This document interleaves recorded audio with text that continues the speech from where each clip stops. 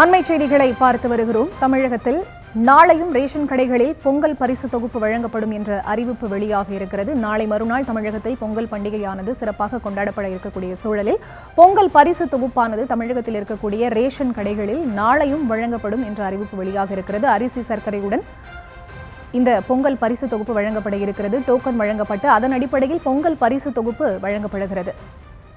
அண்மை செய்திகளை பார்த்து வருகிறோம். பொங்கல் பரிசு தொகுப்பு வழங்கும் பணிகள் முழுமையாக நிறைவடையாத நிலையில் நாளையும் பொங்கல் பரிசு வழங்கப்படும் என்ற அறிவிப்பு வெளியாக இருக்கிறது. விவரங்களுக்கு இணைகிறார் எமது செய்தியாளர் பாரி கார்த்திக். அவரிடம் பேசலாம். வணக்கம் பாரி கார்த்திக், விவரம். வணக்கம். தமிழ்நாடு அரசின் சார்பில் பொங்கல் பரிசாக ஒவ்வொரு குடும்ப அட்டைதாரருக்கும் ரூபாய் 3000 பணம், அதே போல 1 கிலோ பச்சரிசி, 1 கிலோ சர்க்கரை, ஒரு முழு நில கரும்பு உள்ளிட்ட பொங்கல் தொகுப்பாக வழங்கப்பட்டு வருகிறது.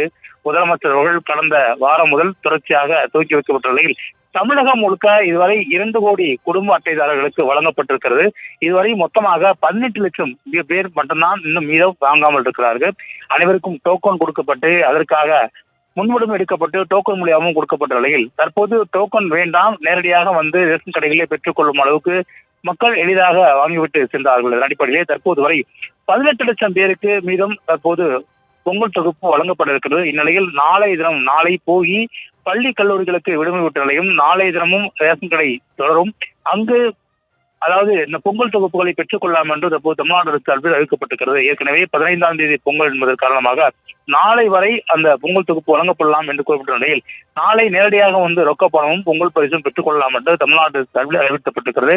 அதன் மட்டுமல்ல, இதுவரை 2 கோடி அட்டைதாரர்கள் வாங்கிவிட்டார்கள் என்றும் மீதம் இதுவரை 18 லட்சம் பேரே மீதம் இருப்பதாக தற்போது தமிழ்நாடு அரசு சார்பில் தெரிவிக்கப்பட்டிருக்கிறது.